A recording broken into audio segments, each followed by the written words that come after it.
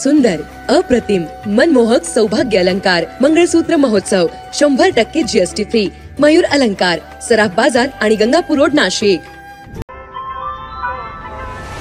ताज्या बातम्यांसाठी नाशिक न्यूजच्या YouTube चॅनलला सबस्क्राइब करा आणि बेल आयकॉनला प्रेस करा.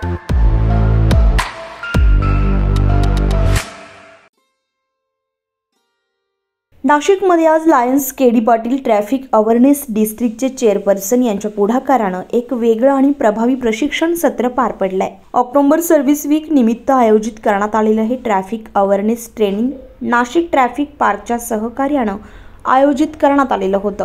या प्रशिक्षणात ट्रॅफिक पार्कचे अधिकारी आणि कर्मचारी यांचा लायन्स के.डी. पाटील यांच्या हस्ते सत्कार करण्यात आलाय.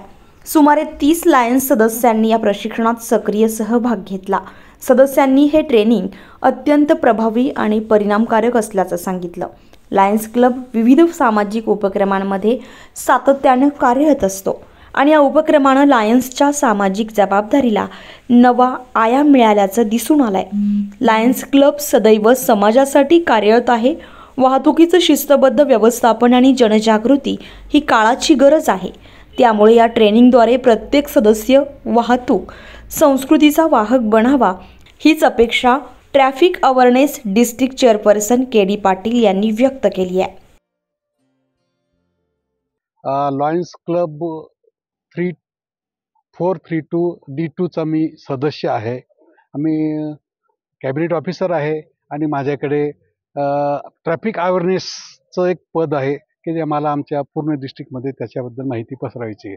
त्यासाठी म्हणून आम्ही इथे एक ट्रेनिंग कॅम्प आयोजित केलेला होता आणि जवळपास या कॅम्पला आमचे 28 ते 29 लॉयन मेंबर्स की जे हे नॉलेज बाहेर पसरू शकतात असे सर्व मेंबर्स आमच्या इथं उपस्थित होते.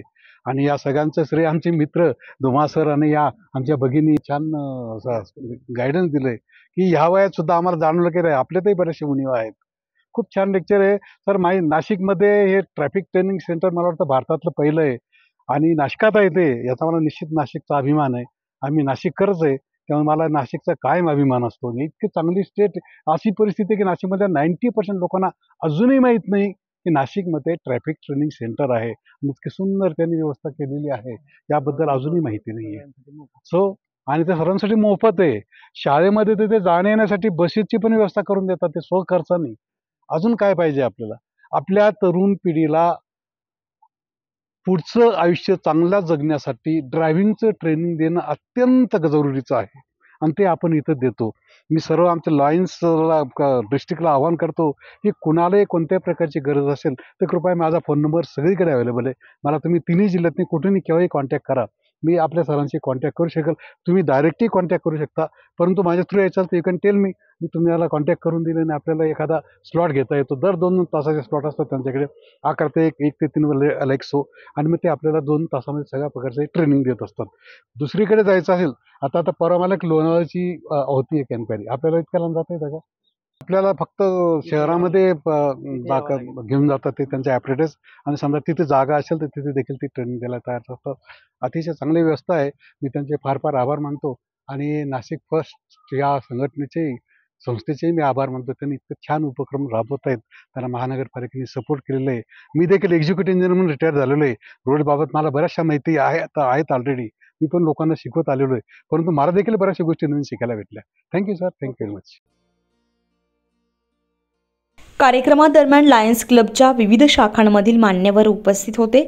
Lions Sachin Shah GST coordinator, Lions Rajubhai Vyas district hunger chairperson, Lions Hansraj Deshmukh, Ajay Mahajan, Vinay Birari supreme club अध्यक्ष, Lions NS Patil, Lions Satish Kothari, Appasaheb Shinde, Laxmikant Ratnaparkhi, Rajan Jadhav, Ritu Chaudhari, Sunil Deshpande, Nitin Jadhav, Dharmadhikari madam, Dnyandev Bonde, Lions Musale आणि अन्य अनेक पदाधिकारी उपस्थित होते.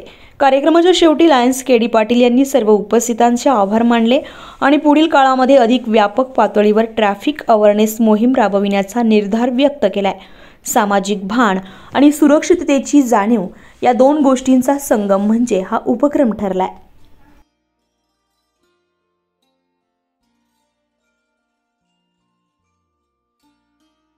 संजय परमार, नाशिक न्यूज, नाशिक.